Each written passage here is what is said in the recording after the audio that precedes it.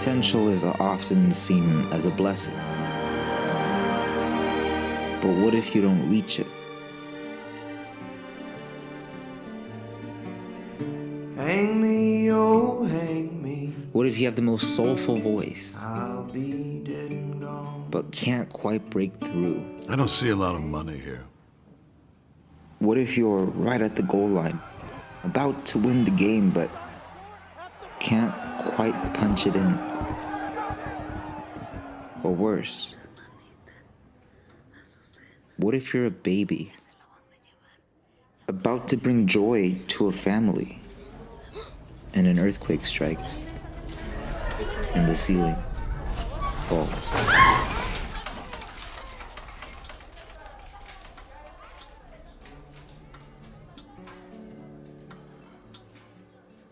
Roma is a brutally cynical piece on how fragile potential can be. One moment you're flying high, imagining the possibilities, about to buy a crib, and the next, you're seeing it wither away, inches from your face. This scene tore me apart because it's not supposed to happen.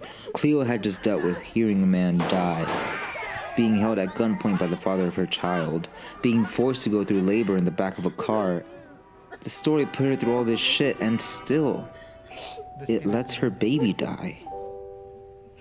Movies have the luxury of deviating from life. Instead of lingering on a depressed old man dealing with the death of his wife, we can have the buffer of a balloon house adventure to lighten the mood. Roma refuses to have a buffer. Relentlessly, it exposes you to tragedy after tragedy, luring you in with a potentially beautiful image like trees flickering in the dark, young people protesting, a caring woman becoming a mother, only to reveal that the trees are on fire. The youth are murderous. The child is stillborn. It's chaos, and I'll admit that watching someone so centered and calm suffer all that chaos shook me the way I thought only more macabre directors like Lars von Trier could. Chaos reigns. Such directors utilize disturbing imagery to shock audiences into feeling, and I like that shock. Did you want to kill me? But I also like how Cuarón eases you into unease. Instead of making the earthquake happen immediately, he lets you see the grandmother and granddaughter talk about their newest family member, and he lets you see how that conversation was comforting Cleo. She was already anxious about having the child, especially with the disappearance of the father. Hearing people get excited about welcoming a baby into a family showed Cleo it might work out, and you want it to work out. You want her to be comforted. But then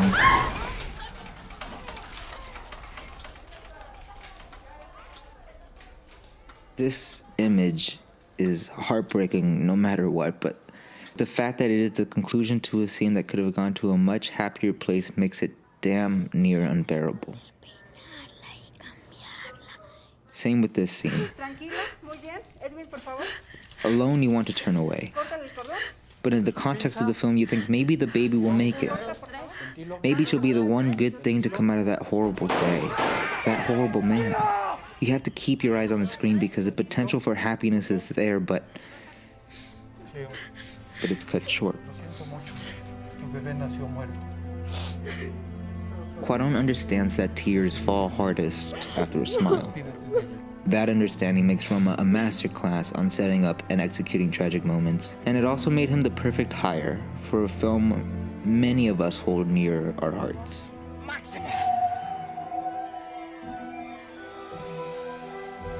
It's been said before, Cuarón took a more whimsical, child-friendly franchise in a much darker, It was that friend! angstier direction. I hope he finds me. Because when he does, I'm gonna be ready. When he does, I'm gonna kill him. However, The film does not end in tragedy. In fact, Prisoner of Azkaban, as dark as it is credited to be, arguably has the most hopeful ending of all the Harry Potter films. Sirius Black, the famed and feared prisoner of Azkaban, turns out to be Harry's godfather. I expect you're tired of hearing this. But you look so like your father. At first, it is believed by Harry that Sirius betrayed his parents to You Voldemort. betrayed my parents. You're the reason they're dead. But it was actually Ron's rat. Sirius had remained loyal to Lily and James and hoped to fulfill his role as godfather by giving Harry the one thing he's wanted since we first found him in the cupboard under the stairs. There's no such thing as magic. A proper home. But if you ever wanted a different home, Come and live with you. Sirius is Harry's potential for happiness, a sentiment shown visually at the very end when Harry gets the firebolt. it's the fastest broom in the world. We know it is a gift from Sirius. Just came with it.